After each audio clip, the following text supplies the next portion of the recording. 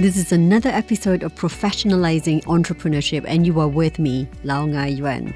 I'm in the studio with the co-creators of the Professional Practice in Entrepreneurship, Dr. Ainurul Rosli, Reader in Entrepreneurship and Enterprise of Brunel, University London, and Dr. Chang, founder of GRITse Social Enterprise London. Welcome to the show again. This week, we're going to talk about a call for inclusive entrepreneurship. Let's just first talk about the word inclusive. What is inclusive? Includes everybody, I suppose. We even run an event, our first event in PPE, we call it an inclusive entrepreneurship event.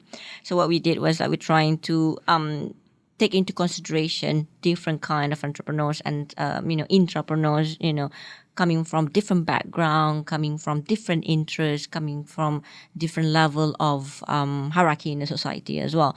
So in a way, what we're trying to say here, before you do anything, you need to take into consideration other stakeholders in the community. Other stakeholders in the community. How do you, so you want them to be involved as well? I think this is really important that as an entrepreneur or somebody with the entrepreneurial mindset, you need to know what are the resources that are available to make something happen. So be mindful of who are the people that I'm going to work with. And the people they're going to work with are actually the resource available. So you mean you get to choose? You can choose? You can choose. But before you choose, you need to be aware of Who they are. But inclusivity, is that not choosing perhaps? Or perhaps what I'm trying to say is that if you want to be inclusive, you should let everyone in. The ones who stay are the ones. That means you're not choosing. You're letting the choice happen to you. Yes. In a way, you need to be aware of all the availability. You need to take into consideration their pain and gain before you make the choice. So what we are saying here, you cannot decide that I'm going to work with you because I know you and I just ignore anybody else. Yeah. Right. So what we are trying to say here is before you knowing who to collaborate, knowing who to co-create, but before you decide, you need to make aware of other people's roles and resources, because you might know that maybe somebody next door, two doors from your home is actually having a resources that you actually need. So unless you go to the grassroots to ask questions, unless you take into consideration their thoughts and needs, your idea might not be good enough to serve the community. Your idea might not be inclusive enough to be accepted by the community. So how do we test? Do we test? We should experiment, right? To see if what we are about to put forth or what we are. Maybe I can give you one example. Yes, in the first week that we do our MSc Entrepreneurship and our induction, so we ask all of our students, they have 24 hours to go out there to find 100 potential customers with clear identification of what is their pain. So basically, they ask problems about, they started to knock on their doors, other people's door. They started to ask questions about what is your pain? What do you have any problems? Is there anything that you can actually do? That need to be solved, for example. This way of approaching other people make them aware. Number one is feeling the uncomfortable of approaching others, so it's kind of like push them into the jungle. You're really pushing them to start doing something. And number two, they are not fantasizing about I have this idea and I know it's great. I'm going to pursue this idea. No, because there's so much potential and opportunities out there that can be grabbed. And if you really understand the pain of others, you will then be able to combine a few pains and problems to come up with a useful ideas, for example. And more importantly is looking into all of those the list, right? Because each of them have to come up with 100 lists of customers. Looking all of that, they are a list of 100 people that they can actually make relationship with. So in a way, within their first week, we put them into the situation to make some sense that it's not about you. Yeah, just go out there and understand the customers. Who should you? From doing the exercise, they'll start thinking, who should we include in order to benefit this exercise, a project. So it doesn't mean that when you do one project, it includes everybody. So does it achieve? For example, we have this, last week we have CITEL, the social innovation projects. As usual, being academics, we know we have all the answers. We know, so we went to stay overnight with the homestay. So I was in the Stingless Bee project. So we know, this rural migration, the young people will leave the village and then they forget about their parents. They pursue their city life. They are so busy with their work. So these are the assumptions, These are assumptions Sure. that we make. So Right. we kind of think that, this is what they want to do. But we actually went to the village, and then after a few more days, actually, the children are actually helping their parents. Right. We already exclude, our assumption, we exclude thinking that the children are not helping the parents just because they were not there. just because they're not there. So we need to do research to find out who to include. So that's inclusiveness, to make sure that something actually can work. So we cannot have our own assumptions, thinking that just because we have the knowledge. So we need to be open and flexible. And I still remember one was saying, I came here thousands of miles away and this is what it is. And that's where, even as academic, we need to be flexible. We need to unlearn what at the grassroots levels and who to include. And then it goes back to the basic, we have to train about the business acumen. Well, that isn't solving their problem. That will be their touch point. That's what they need. We don't have to do complicated, sophisticated things and waste all our resources. This is what they need. This is what we will provide to make the project successful for the Stingless Bee. So the Stingless Bee is just the name, or is it? Oh, they were actually The project. It's the project. Yeah. It's a project. So what is the Stingless Bee? It's the Stingless Bee honeybee. They produce this project. The Stingless Bee produce very honey that is very expensive, valuable, like something like the Manuka bee. Right. It's supposed to give, And these are the communities that produce this honey. yeah. Right. In Sabah. So, this is actually one of the 5 projects that we do in social innovation through team entrepreneur learning. Mm-hmm. So, we brought together 20 academics from the UK and 20 academics from Malaysia to work collaboratively to co-create a social innovation project. So, we have 5 projects, and Stingless Bee project is one of the projects. And how do you overcome this biasness of you knowing the answers before you even, your assumptions? Are there certain methodology that you can adopt so that you can be very clear to stay away from including your own biasness?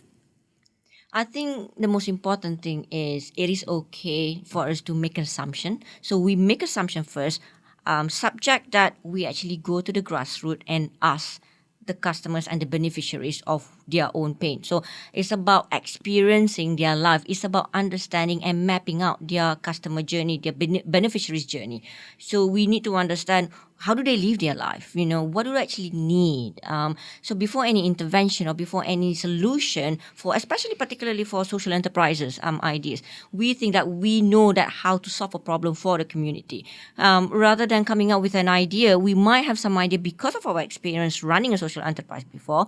It is important for us to actually go to the grassroots, ask them questions, go and observe and understand how they live their life, because it will make a difference. There's so much investment that has been made, but merely by just making assumption that this machinery work in Taiwan or in Germany, it will work in Malaysia. And let's buy 1 million machinery and then put it in a village. But it just doesn't work because the soil is different and the weather is different. And, the level of education of those who are running the machine is different as well. So we really need to understand, in the inclusiveness here is not merely about making sure that everybody is in the project. It's about taking into consideration their needs.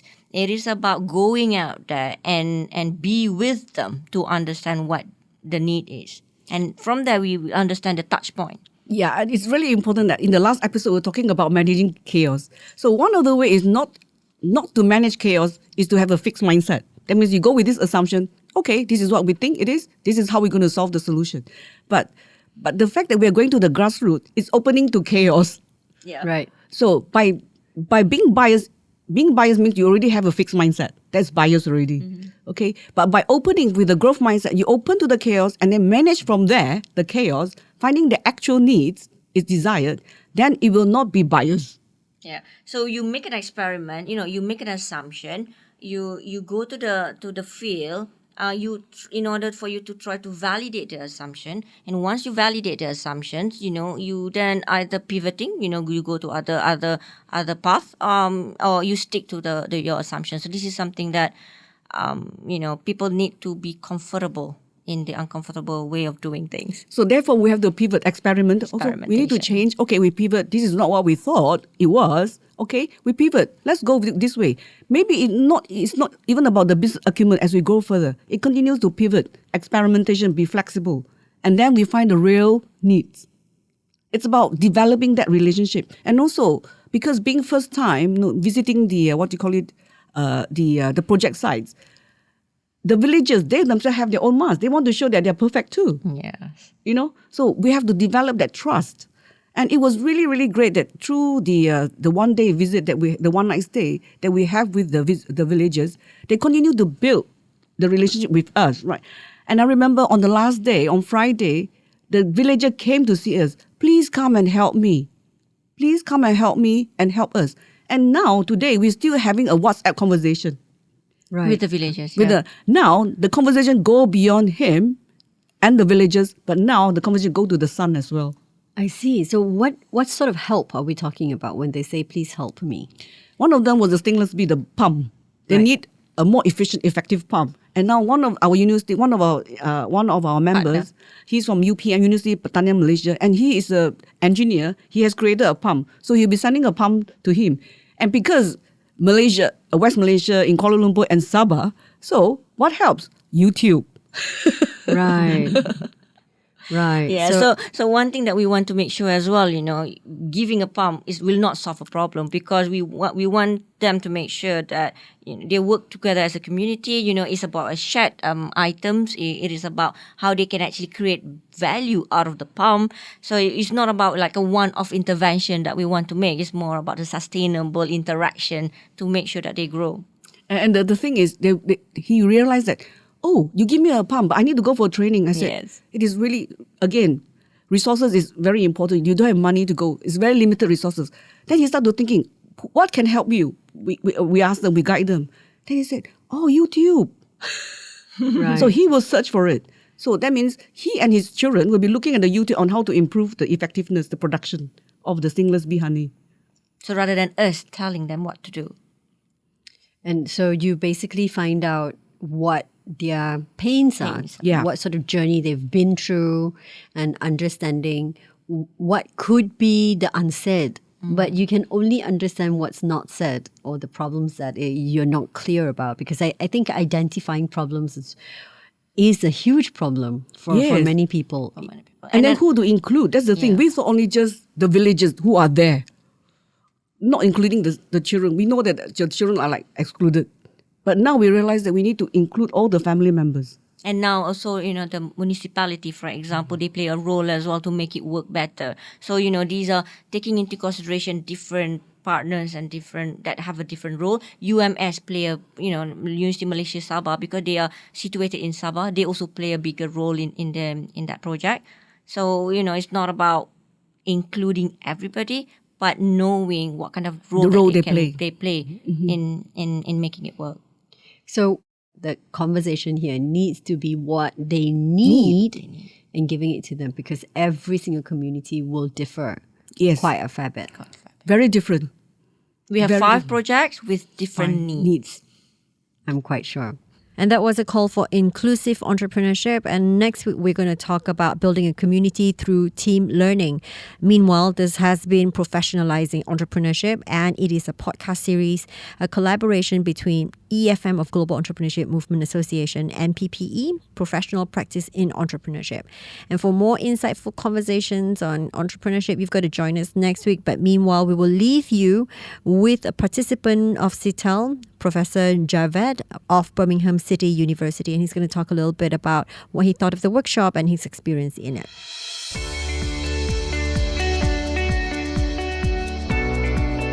Professor Javed Hussain, Professor of Entrepreneurial Finance, Birmingham City University, United Kingdom. The Social Innovation Workshop that I attended in Malaysia in 2018, I believe it was quite innovative and unique opportunity to engage in experiential applied research. Delegates from different countries were assigned to a group. In my case, Stingless Bee Project. We were briefed about the research ethics, modalities, and so forth. But the group had to research the community, opportunities it had, and the challenge it faced during the fieldwork. Before the start of the fieldwork, we were given access to a community representative who gave us some information about the village and the business they're involved in, but not being able to understand Malay language was a challenge, despite having some members of the group who could speak Malay. This gave rise to curiosity, anxiety, and speculation, leading some members to use an ethnography approach to find more about the stingless bee honey. The fieldwork took us to a village in Borneo jungle. Although the village had elderly population, but they looked incredibly young, we attributed that to stingless bee honey. The big challenge for the community was migration of young people to cities due to lack of opportunities in the villages. Community was involved in a range of businesses and enterprises, rubber tapping, rice, pineapple, stingless honey, and so forth. Having noted the skill set and the business they were engaged in, quickly there emerged a consensus among the group and the community that the community should focus on stingless bee honey and homestay business. To support these enterprises, the group proposed to provide consultancy and business acumen knowledge to the community to make them more agile, and also to remain in touch with the group members and the community to undertake national and international level research.